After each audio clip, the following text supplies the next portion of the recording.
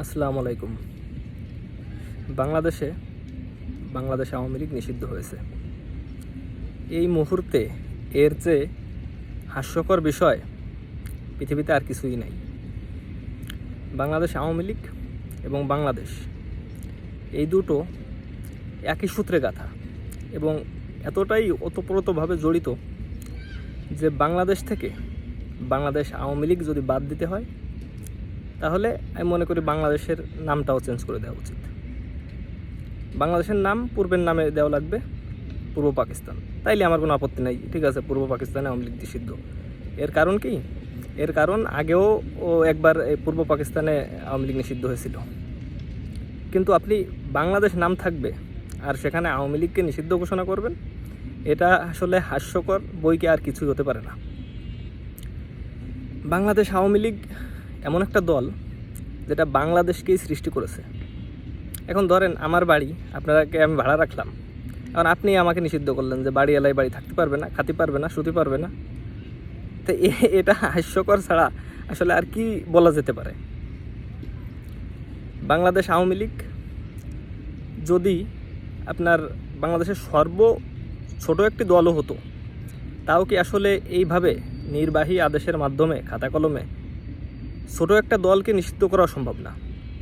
যদি তার আমি মনে করি সর্বোপরি যদি 10 লাখ সমর্থকও থাকে, তাইলেও তাকে আপনি নির্বাহী আদেশের মাধ্যমে নিষিদ্ধ করতে পারবেন না। কারণ এই মানুষগুলো যাবে কোথায়? এই মানুষগুলো তো এই দলটাকে মনে প্রাণে ধারণ করবে। আর বাংলাদেশ আওয়ামী লীগ এমন একটা দল যেটার আপনি এখনও হিসাব করলে দেখবেন 6 কোটি কর্মী আছে। আপনি 6 কোটি কর্মীর একটা দলকে আপনি নিষিদ্ধ ঘোষণা করলেন। যদি একটা দলকে নিষিদ্ধ ঘোষণা করতে হয়, তার প্রক্রিয়াটা আসলে কি, মানে প্রপার সিস্টেমটা কি? সিস্টেমটা যত বড় দলই হোক, ইতিহাসে আছে যে অনেক বড় দল নিষিদ্ধ হয়ে গেছে। সেটাকে এইভাবে যে সেই দেশের জনগণ তাদের প্রত্যাখ্যান করেছে, তা আপনারা জনগণের হাতে ছেড়ে দিন, জনগণের রায় নেন। কীভাবে নেবেন? একটা ফ্রি ফেয়ার নির্বাচন দেন। যদি জনগণ ভোট না দেয় তাইলে তো আপনার এই দল বিলুপ্ত হয়ে যাবে, নিষিদ্ধ করার কোনো প্রয়োজন নেই।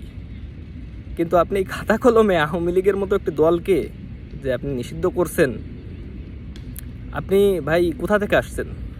আপনার পরিচয়টা কি? আপনার এই বাংলাদেশে আপনার ভূমিকাটা কি? যে সরকার প্রধান নিষিদ্ধ করছে, সরকার প্রধান 1971 সালে কোথায় ছিল? উনি কেন যুদ্ধ করে নাই? নাকি জামাতের আমিরের মতো ওনারও বয়স হয় নাই, উনিও মার কোলে ফেডার খাতেন, উনি যুদ্ধ করেন নাই কেন? আসলে এই সব কিছু মিলে লাস্টে দেখা যায় যে আসলে এই দেশটা যে মানে দেশবিরোধী শক্তির হাতে চলে গেছে।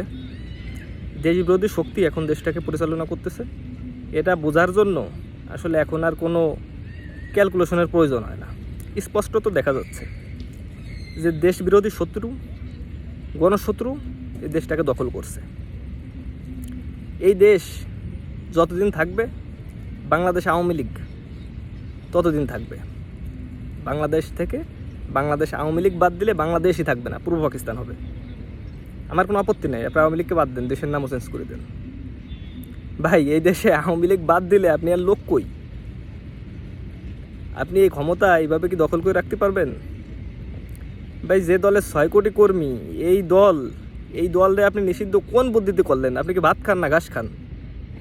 এর চেয়ে বড় হাস্যকর বিষয় আর কি হতে পারে? আপনারা মূলত বিষয়টা হচ্ছে যে নির্বাচন আপনারা দিবেন না, এজন্য এই তালবাহানা করতেছেন। এটা আসলে বিএনপি বুঝতে পারিনি, সামনে বুঝবে। বিএনপির কপালে ওগ আছে। যদি নির্বাচন আপনারা দেন, আপনারাই জানেন যে শক্তি এই দলকে নিষিদ্ধ করার জন্য উঠে পড়ে লেগেছিল এবং তারা সফল।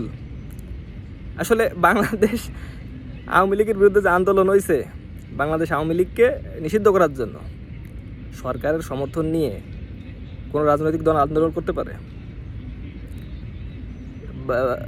আন্দোলন করতেছে ছাত্ররা আর উপরে পানির স্প্রে করা হচ্ছে।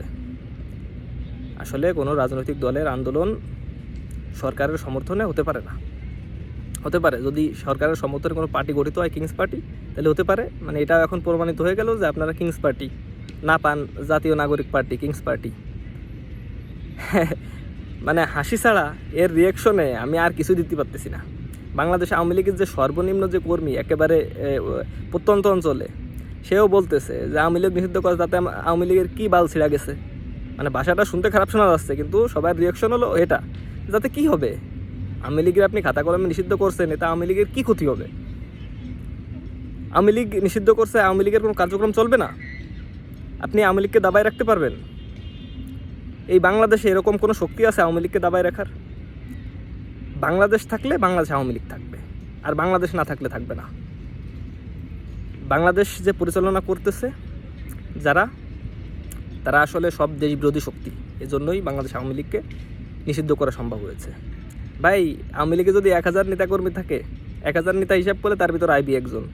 এক আইবিরে প্রোটেক্ট করার জন্য যে জনতা মাঠে নামছিল, আওয়ামী লীগকে নিষিদ্ধ করার জন্য সেই পরিমাণ জনতা নামছে মাঠে। ভাই, এগুলো বুঝতে হবে। রাজনীতি করতে হলে যে দেশে আপনি রাজনীতি করবেন ওই দেশের ইতিহাস জানতে হবে। আওয়ামী লীগের ইতিহাস, বাংলাদেশ আওয়ামী লীগ সৃষ্টি হয়েছে বাংলাদেশ সৃষ্টি হওয়ার আগে। বাংলাদেশ আওয়ামী লীগ এভাবে হারিয়ে যাবে না ভাই। বাংলাদেশ আওয়ামী লীগ তার পুরো শক্তি নিয়ে অতি দ্রুত দেখবেন এমনভাবে কামব্যাক করছে, আপনারা আসলে কল্পনাই করতে পারতেছেন না যে বাংলাদেশ আওয়ামী লীগ কীভাবে ফিরবে।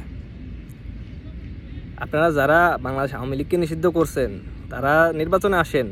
নির্বাচনে আসলে একটা সিট যদি পান, আপনাদের সবাই জামানত বাজেয়াপ্ত হবে, আপনারাও ভালো করে জানেন। এই জন্যই আওয়ামী লীগকে নিষিদ্ধ করা লাগছে।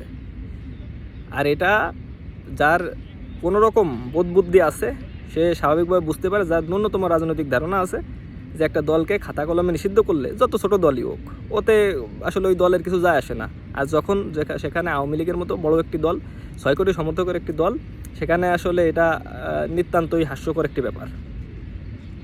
আওয়ামী লীগ ফিরবে, ঠেকানোর সাধ্য ইউনূসের বাবারও নাই, কেউ ঠেকাতে পারবে না।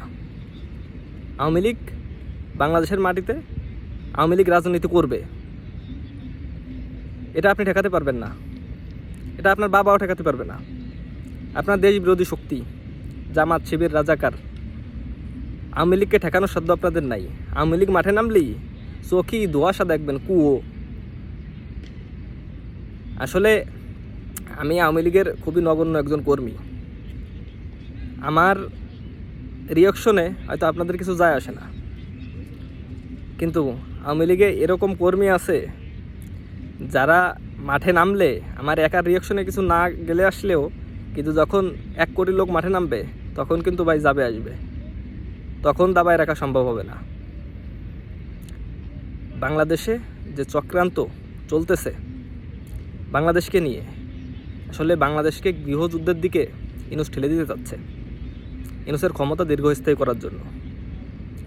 কারণ একটা দেশে যখন যুদ্ধ পরিস্থিতি, অভাব অনটন দেখা যায়, দারিদ্রতা নিচের দিকে নেমে আসে, তখন ওই দেশে জরুরি অবস্থা জারি করা লাগে।